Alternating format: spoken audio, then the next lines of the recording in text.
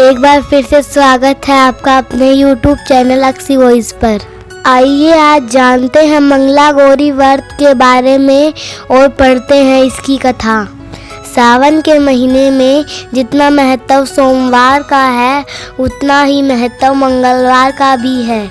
इस माह में जहाँ हर सोमवार को भगवान भोलेनाथ की पूजा की जाती है, वहीं हर मंगलवार को माँ मंगला गौरी की पूजा की जाती है। यह मान्यता है कि यदि किसी के वैवाहिक जीवन में कोई समस्या, विवाह में कोई अड़चन या फिर संतान सुख प्राप्त नहीं है, तो उसे मंगला गौरी का व्रत मंगलवार के दिन रखना चाहिए और पूजा अर्चना करनी चाहिए। मंगला गौरी व्रत करने वाली महिलाएं पूजा में इस व्रत की कथा का पाठ भी जरूर करती हैं। आइए सुनते हैं मंगला गौरी व्रत कथा। पौराणिक कथा के अनुसार पुराने समय में एक धर्मपाल नाम का सेठ था। उसके पास धन दौलत की कोई कमी नहीं थी। बस उस धर्मपाल सेठ को एक ही बात का दुख था कि उसके कोई संतान नहीं थी, जिस कारण से सेठ और उसकी पत्नी काफ़ी परेशान रहते थे।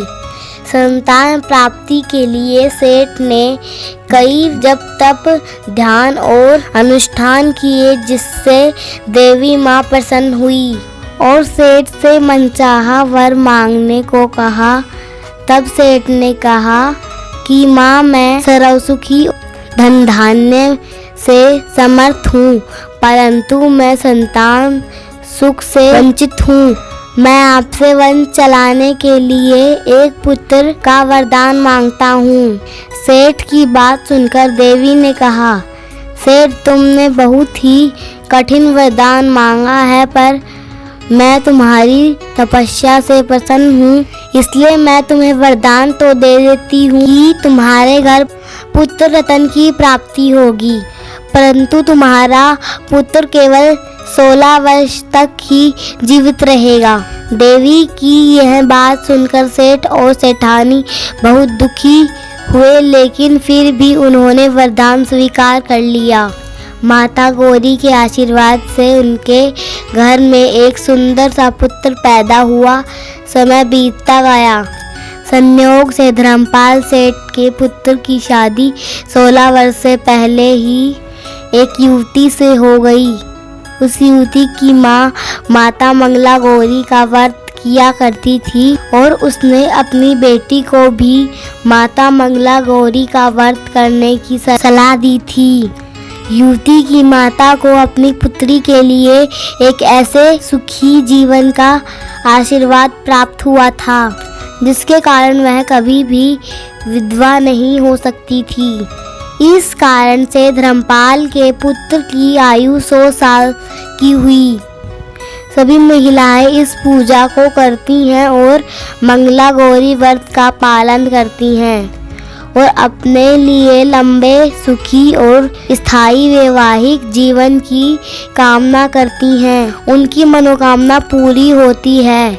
जो महिलाएं उपवास नहीं कर सकती, वह माँ मंगला गौरी की पूजा कर सकती है। इस कथा को सुनने के बाद विवाहित महिलाएं अपनी सास और ननद को 16 लड्डू देती हैं। इसके बाद वे यही प्रसाद ब्राह्मण को भी देती हैं। इस विधि को पूरा करने के बाद व्रत करने वाली महिलाएं 16 बत्ती वाले दिए से देवी की आरती करती हैं। व्रत के दूसरे दिन बुधवार को मंगला गौरी की प्रतिमा को नदी या पोखर में विसर्जित कर दिया जाता है। अंत में माँ गौरी के सामने हाथ जोड़कर अपने सभी अपराधों के लिए एवं पूजा में हुई भूल चूक के लिए क्षमा मांगनी चाहिए। इस व्रत और पूजा को परिवार की खुशी के लिए लगातार 5 वर्षों तक किया जाता है। आपको आज की हमारी यह व्रत कथा कैसी लगी? ऐसी ही रोचक और मज़ेदार कहानियाँ और व्रत कथाएं सुनने के लिए हमारे YouTube चैनल अक्सी वॉइस को सब्सक्राइब करें।